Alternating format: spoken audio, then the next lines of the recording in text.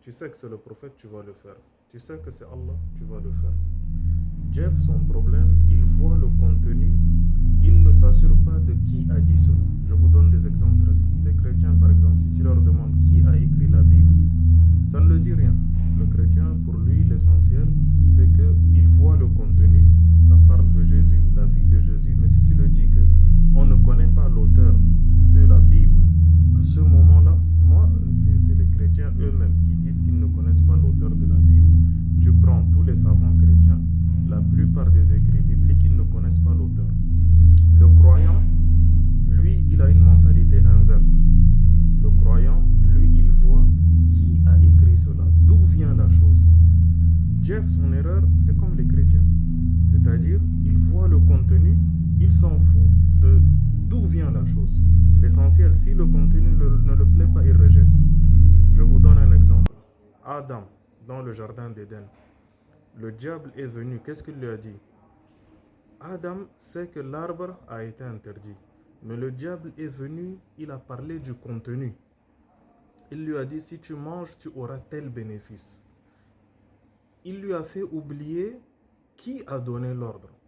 C'est-à-dire, quand tu oublies qui t'a donné le texte, tu vois le contenu, tu peux l'accepter ou le rejeter. Là, c'est une erreur. Adam a mangé l'arbre. L'essentiel, si tu sais que Allah t'a interdit une chose, Dieu t'a interdit une chose, n'essaye pas de chercher le contenu à interpréter. Abraham, est-ce qu'il a vu le contenu ou bien il a vu qui lui a donné l'ordre? Abraham, quand son fils, on lui a dit d'aller immoler Ismaïl, il n'a pas dit pourquoi. Il a dit, c'est Allah qui m'a donné l'ordre, donc je dois exécuter ce que Allah m'a dit. Il faut toujours voir qui te donne l'ordre. Et est-ce que la source est fiable? C'est comme ça. Les hadiths, il faut savoir qui a emmené le hadith. C'est les compagnons du prophète sallallahu alayhi wa sallam. Ils l'ont apporté du prophète sallallahu alayhi wa sallam. À ce moment-là, si tu sais qui a emmené, le contenu, tu l'acceptes. Ça, c'est le croyant, il est comme ça. Nous, on est comme ça en islam. Un croyant ne voit pas le contenu avant d'accepter ou de ne pas accepter. Il faut voir qui a emmené le contenu. Bukhari n'a pas écrit les hadiths. Je te donne des exemples, des milliers d'exemples. Les hadiths, c'est les compagnons, ils écoutent du prophète sallallahu alayhi wa sallam, ils écrivent et ils enseignent. Leurs élèves sont appelés les tabi'in. Ils donnent aux tabi'in. C'est une chaîne. Tu as Malik, il a appris d'une personne, qui a appris d'une personne, qui a appris du prophète sallallahu alayhi wa sallam. C'est toujours comme ça. Nous, en islam, on voit est-ce que la source est fiable. Après, d'abord, on voit le contenu. Mais Jeff, son problème, il se lève, il vous dit, mais ça là, ça n'a aucun sens. Ça là, ça n'a aucun sens. Il faut être comme Abraham. Abraham, il n'a pas dit, pourquoi on m'a dit d'aller tuer mon fils? Non.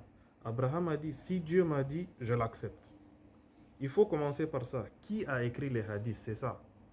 Quelle est l'histoire des hadiths? Est-ce que des milliers de personnes peuvent être d'accord pour raconter un mensonge?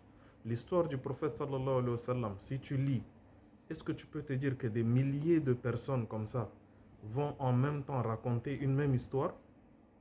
Connais la source.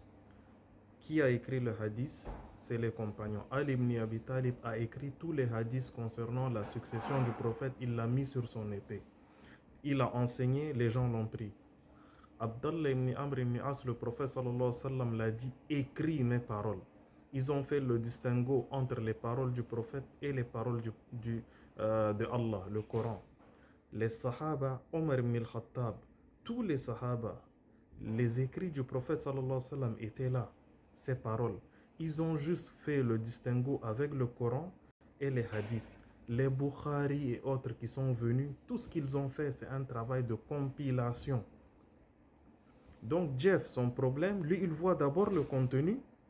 Il dit non, il y a une contradiction. Selon sa pensée, il pense, il n'y a pas de contradiction, c'est lui qui pense. Ou bien, pourquoi on dit cela, pourquoi on dit cela? Il faut d'abord connaître la source. Si tu sais que ça vient du prophète, il faut l'accepter. Et après, on va t'expliquer. Si tu veux l'explication, on va t'expliquer. Mais d'abord, étudie la source. Sois pas comme les chrétiens. Les chrétiens, ils partent. Ils trouvent des milliers de textes. Celui qui les plaît, ils prennent le contenu. Celui qui ne plaît pas, ils rejettent. Sans vérifier la source. Vérifions d'abord la source. Soyons comme Abraham. Ne soyons pas comme le diable qui a interprété, qui est parti dire à Adam, et voici la conséquence. Et regardez la conséquence de Jeff.